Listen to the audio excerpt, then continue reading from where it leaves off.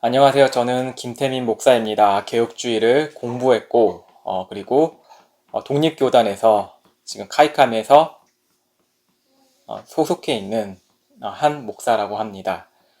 오늘 우리가 말씀을 함께 나눌 때 주님의 은혜가 함께 있기를 정말로 원합니다.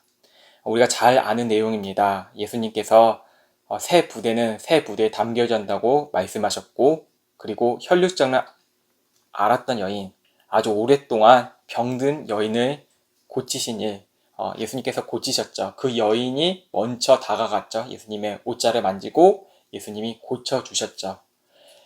그 이야기도 있고, 그리고 한 관리가 자신의 딸이 죽었다고 합니다. 사람 죽으면 어떻게 되죠? 심장이 정지되죠. 되게 슬픈 일이죠. 다시 일어날 수 없습니다. 그런데 예수님께서 그 소녀의 손을 잡고 말도 않는 일을 하죠. 살아나게 된 일이 있습니다. 우리가 이 말씀을 듣잖아요.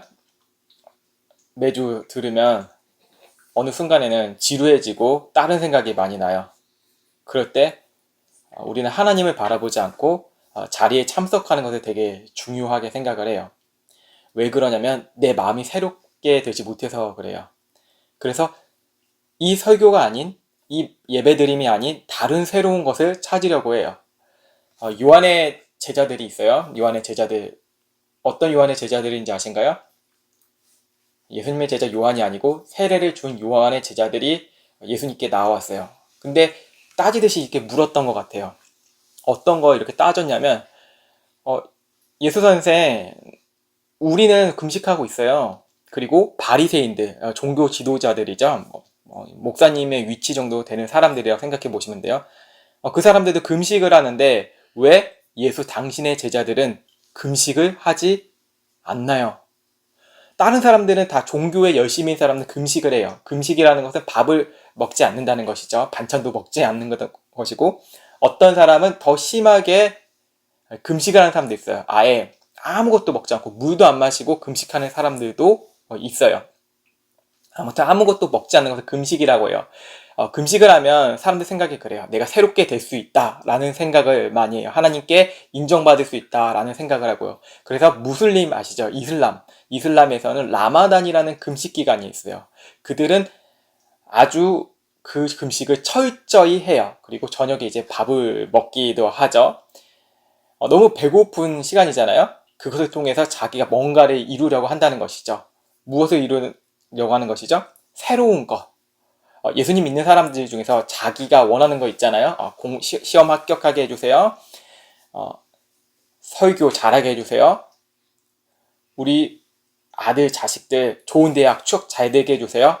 이런 식으로 금식 기도를 하는 경우가 있어요. 그럼 응답이 된다고 이렇게 이야기를 해요. 어떠세요, 여러분? 금식하고 싶은가요? 금식하기 싫죠. 근데 절박해지면 금식을 하게 돼요. 우리가 이제 2023년도가 1월이 지나고 2월달이 됐어요. 사람들이 새해가 되기 전에 산에 올라가잖아요. 작년에도 산에 올라갔고 그 전에도 산에 올라갔어요. 새해를 보려고. 동해 바다를 가잖아요. 동쪽에 해가 일찍 뜨니까 내가 새로운 일찍 뜬 그 해를 바라본다 하여서 일찍 가기도 해요. 사람들 그 의식을 치러요. 교회를 가잖아요. 송구영신 예배를 드리고 하잖아요. 그렇지만 그것으로 점을 보거나 자기가 어떤 것에 의미를 두어서 새롭게 될 수는 없다는 것입니다. 정말 새로울 수가 없어요. 우리는 우리 자신이 옷을 깨끗이 정리하고 머리를 깎고 이런 식으로 해서 뭔가 새로우려고 하잖아요. 여자친구와 남자친구가 이렇게 있으면 헤어질 때도 있잖아요. 그때 머리를 짧게 자르는 친구도 있어요. 남자는 머리를 밀어버리기도 하고 여자는 머리를 짧게 자르죠. 너무 아프니까. 그럼 새로운 시작을 한다고 생각을 하는 것이죠. 사람은 그렇게 다 뭔가 새롭게 원해요. 그렇지만 새로울 수 없다는 것입니다. 이 요한의 제자들도 이런 새로운 마음이 필요했어요. 바리새인들도 뭔가 새로운 게 필요했던 것이죠. 나에게 뭔가 능력이 새롭게 나타나는 게 원한다는 것이죠. 근데 예수님께서는 말씀하셨죠. 혼인집 손님들이 있는데 신랑을 빼앗기 전까지는 슬퍼하지 않아. 신랑을 잃을 때 슬퍼할 거야 이렇게 말씀하세요. 예수님은 자신을 무엇으로 표현했죠? 신랑으로 표현한 것이죠. 여러분은 누구라고 생각하나요? 생각해보면 예수님의 신부라고 생각해 보신 적 있나요? 신랑과 예수님은 왜 신부로 표현했냐면 신랑과 신부가 하나가 되는 거잖아요. 새로운 시작을 이야기해요. 결혼은 새로운 시작이잖아요. 결혼은 새로운 시작 아닌가요? 이제 지옥인가요? 결혼 지옥인가요? 머리가 이제 아파지는 시간인가요? 결국에 혼자라 그랬잖아요. 결혼은. 그쵸? 우리 친구가 결혼은 결국에 혼자라고 해서 결혼의 뜻이 그렇다고 이야기를 해요. 어쩌면 이 시대에 맞는 걸맞는 표현일지도 몰라요. 결혼은 혼자가 되는 것이다. 그래서 프로그램이 나왔죠. 이 시대를 반영하는 프로그램은 무엇이 있죠? 오은영 박사의 결혼 지옥이 있죠.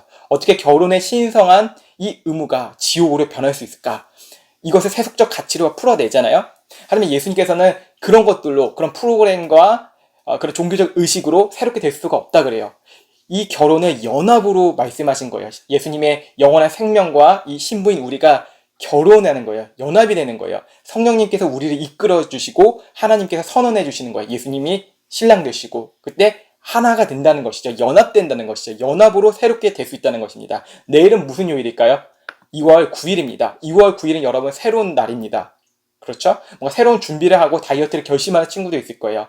다이어트를 실패하잖아요? 또 준비를 하죠. 또 성공하기 위해서 열심히 노력하는 친구도 있고 오늘부터 공부해야지 라고 말하는 친구도 있고 내가 취업 준비를 열심히 하는데 이번 일 꼭 취업 준비해서 성공할 거야 이렇게 다짐을 해요. 하지만 우리가 어떠한 것을 이룬다고 해서 자기가 마음에 원하는 것을 이룬다고 해서 새롭게 될 수가 없어요. 왜냐면 해 아래에 있는 것들은 다 낡은 것들이에요. 다 썩어져 가잖아요. 다 없어지잖아요. 제가 아는 분 중에 공부를 너무 잘하신 분들이 있어요. 너무 열심히 하셨어요. 그런데 지금은 어떻게 되셨냐면 고인이 되셨어요. 학력이 너무 좋고 잘 살았는데 지금은 돌아가셨어요. 그분에게는 잘 살았던 게 지금 현재 의미가 있을까요? 다 낡아서 없어졌다는 것이죠. 그래서 영원한 생명이 있는데 바로 예수 그리스도예요. 낡은 옷이 있잖아요. 낡은 옷을 떼서 새로운 옷에 붙여봐요. 그럼 다 찢어진다고 예수님께서 말씀하세요. 여러분은 낡은 자들이에요. 낡은 자들 다. 썩어진 자들. 맞잖아요? 여러분 안 썩어지나요? 나는 날이면 날마다 더 엘레강스해 이렇게 생각하나요? 나는 더 이빨이 더 깨끗해져 이런 생각하나요? 여러분 다 이가 다 누렇잖아요. 그렇죠? 언젠가 충치도 생기고 치과에 다 가잖아요. 너무 많이 씹고 싶은데 못 씹으니까 뭘 입안에 넣죠? 틀니를 넣잖아요. 그럼 우리가 딱딱거리면서 이거 먹죠 음식을. 그렇지만 이거 빠져버리면 어떡 해요? 먹기 힘들잖아요. 죽 먹어야 되잖아요. 우리가 다 낡아진다는 존재들이라고요. 이해 가시나요? 그래서 우리가 필요한 건 누구시죠? 하나님 아들 예수 그리스도라는 거죠. 그래서 우리가 생각해보면 우리가 이 말씀 속에서 또 생각해 볼 것이 있는데 한 관리가 와서 절을 하잖아요.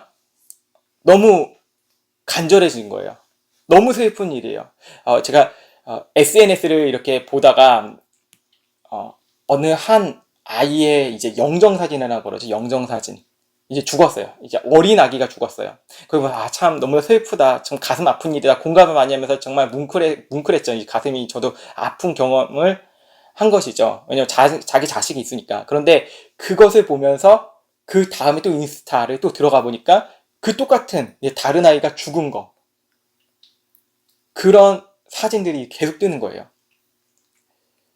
근데 한 엄마가 이제 자기 이제 자녀가 죽기 전에 이제 글을 썼는데 어떻게 썼냐면 이 아이가 살렸으면 좋겠다고 생각을 해서 기도를 했어요. 하나님께 기도하고 부처님께 기도하고 알라신께 기도하고 모든 신들에 다 기도해요. 너무 절박하니까. 절박하면 절할 수밖에 없거든요. 너무 절박하잖아요. 어머니의 심정을 모르는 게 아니에요. 이 관리도 있잖아요. 너무 절박한 거예요.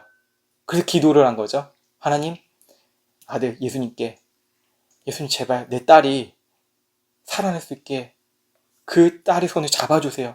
손을 얹어주시면 날 것이에요. 이런 믿음을 갖고 있었다고요. 죽은 자들을 만지면 율법에 있잖아요. 성경에 보면 죽은 자들을 만지면 부정하게 된다 그래요. 더럽게 된다는 거예요. 더럽게 돼요. 그래서 정결 예식을 치러야 돼요, 또. 하지만 예수님은 누구시죠? 정결 그 자체세요. 예수님이 죽은 자들을 만지시면 어떻게 되죠? 살아나는 일이 일어나요. 누구시기 때문에? 창조주이시기 때문에. 사람을 만드신 분이기 때문에. 그분은 정결할 필요가 없어요. 그분 자체는 거룩하신 분이기 때문에. 하나님의 아들이라는 걸 여기서 보여주는 거예요. 이제 딸을 고치시러, 관리 딸을 고치시러 가는 길 중에 어떤 여자가 오죠? 혈루증. 몸에 막 피가 막 이렇게 막 나고 돈을 많이 이제 들었어요. 자기의 병이 들어서. 여러분은 병원에 가잖아요. 힘들잖아요. 그렇죠? 고치기 원하잖아요. 근데 안 고쳐지면 너무 슬프잖아요. 절망적이잖아요. 그때 무엇이 필요하죠? 예수님이 필요하죠. 근데 안 고쳐지잖아요. 이 세상에 병은 계속 들어가잖아요. 이 세상에 있는 우리가 살아가면서 마음이 아픈 것도 계속 있고, 다치는 것도 계속 있고, 질병 계속 있어지잖아요. 그렇죠? 우리는 그래서 누굴 붙잡아야 되죠? 예수님의 손을 붙잡아야 된다는 것이죠. 이 여인은 바로 예수님의 옷, 겉옷만 만져도 구원을 받겠다는 믿음을 가졌어요. 그래서 예수님께서 그 사실을 아셨던 것이죠. 여인이 그 옷을 만질 때 얼마나 마음이 조마조마했겠어요? 그런데 그 여인을 고치시고 그 여인을 보면서 어떻게 말씀하셨냐면, 야, 이 여자야, 이렇게 얘기 안 하셨죠. 야, 네가 뭔데 내 겉옷을 만져 라고 하신 게 아니라 따라 안심하라 말씀하셨어요. 왜냐면 병든 자가 가까이 오면 불결하다고 해요, 사람들이. 여기서 불결을 얘기하는 거예요. 여자가 그때 당시에는 여자 인권이 없었잖아요. 여자가 어떻게 왔지? 불결하다고 해요. 근데 예수님께서 먼저 무엇을 얘기하셨냐면 안심하라 그랬어요. 마음에 평안을 주신 거예요. 예수님의 손을 붙잡으면 우리가 1차적으로 바뀌는 게 무엇이냐면 평안이 얻게 된다는 것이죠. 안심해. 너 힘들게 살았지? 말씀하시잖아요. 수고하고 무거운 짐진 자들 다 내게 오라. 마음에 병들이 다 있잖아요. 예수님을 떠난 모든 사람들은 마음에 병을 갖고 살아가요. 끝없이. 뭔가 이 마음을 고쳐보려고 하는데, 그래서 우리가 수행을 하잖아요. 요가를 한다고 그래요. 이런 이야기, 책들이 많아요. 요가를 통해서 내가 많이 변화됐다. 사람들과 대화, 심리적 치료 있잖아요. 심리치료. 이것을 통해서 내가 변화가 됐다. 이런 글들이 많아요. 하지만 진정한 내 마음에 있는 그 죄에 대한 병이 고쳐지지 않는 이상은 우리는 계속 그대로 살아가는 것이죠. 그래서 여기에서 말한 게 바로 그거예요. 너희들 깊은 마음에, 너희 마음에 아주 보이지 않는 그 마음까지 바꿔주시는 분이 있어요. 바로 그게 구원이라는 것입니다. 구원. 예수님께서 구원을 얘기하셨어요. 부정적이고 정결치 못한 우리에게, 우리의 마음, 겉모습은 뭔가 대단해 보이려고 노력하잖아요. 그들에게 먼저 말씀하시는 것이 구원을 얘기해 주신다는 것이죠. 이해 가시나요? 이 구원을 말씀하시고 이 여인은 이제 그 즉시 구원을 받았다고 이렇게 말씀하셨어요. 그리고 마지막에 보면 관리의 딸을 살리신 예수님이 나와요. 우리가 예수님께 관리의 딸을 고치시러 가신 길에 이제 이 혈루증에 걸린 여인을 만난 거잖아요. 이제 그 관리의 딸의 집에 도착하세요. 그때 어떻게 되었냐면 많은 사람들이 장례식장을 가면 되게 슬픈 일이잖아요. 눈물 흘리고 가슴이 아프잖아요. 그때 당시에는 이제 피리를 불며 이렇게 그 문화였어요. 이게 슬픔을 같이 이제 나누는 것이죠. 어떤 데는 우리 아주 옛날에는 뭐 아이고 아이고 하는 사람들도 있어요. 아이고 같이 슬퍼한다고 해서 아이고 아이고 이런 거 보셨죠? TV에 보시면. 그래서 사람들이 많이 이제 피리를 불면서 사람들이 웅성웅성 할 거 아니에요? 근데 예수님께서 모든 사람들에게 말씀하셨어요. 물러가라. 죽음을 향해서 말씀하신 거죠. 니네가 죽음을 슬퍼하잖아? 물러가라 이렇게 얘기해서요. 인간이 막 공감하고 막 위로해 주잖아요. 근데 진짜 위로가 안 되잖아요. 이 장례를 당한 사람들에게 얼마나 힘드셨겠어요, 마음이 아프셨겠어요, 이렇게 막 안아주고 막 이렇게 해주잖아요. 근데 그 슬픔이 가시지 않아요. 언제 제일 슬프냐? 모든 것이 장례가 끝날 때 제일 슬퍼져요. 장례가 끝날 때 슬퍼져요. 없네. 자녀들의 옷을 보면서, 그리고 남편들의 옷가지를 보면서, 아내의 옷을 보면서, 신발을 보면서 슬퍼져요. 하나하나 물건을 치우면서. 위로가 안 된다는 거예요. 그래서 예수님께서 말씀하세요. 죽음을 향해 물러가라. 너희들 그렇게 전통적으로 슬퍼하고 관례적으로 슬퍼하고 피를 불어봤자 소용없다. 물러가라 말씀하세요. 근데 사람들 어떻게 하죠? 전통을 가진 사람들 있잖아요. 그 율법적인 사람들이라 그러죠. 뭔가 자기의 행동을 되게 중요시하는 사람들. 무엇인지 아시겠죠?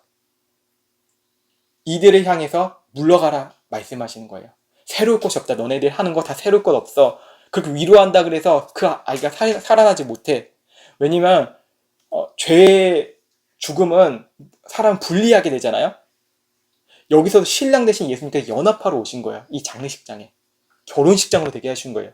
그때 이 소녀의 손은 어떻게 되죠? 잡으면서 일어났대. 그 소녀가 살아났다는 것이죠. 여러분, 모든 사람이 다 죄를 범해서 죽잖아요. 하나님의 영광에 이르지 못하잖아요. 분명하죠. 하나님의 영광에 이르지 못하기 때문에 모든 사람들이 죽어요. 그래서 누가 우리를 붙잡아 주시냐면 하나님의 손이 우리를 붙잡아 주신다는 거예요. 구약 성경에만 여호와의 손이 짧지 않다고 말씀하세요. 모든 사람들을 잡아줄 수 있는 힘이 있다는 거예요. 그래서 우리는 누굴 바라보냐면 나를 손을 잡아주신 예수 그리스도를 바라봄으로써 이 세상을 살아가는 거예요. 신랑과 연합된 존재로서 신랑이 우리 지켜주고 신랑은 늘 신부의 마음을 감싸줘요. 왜냐하면 우리는 연합되었기 때문에, 예수님과 하나가 되었기 때문에. 그 분명한 생각과 이 복음을 가지고 살아가는 우리들 되었으면 좋겠습니다. 아멘.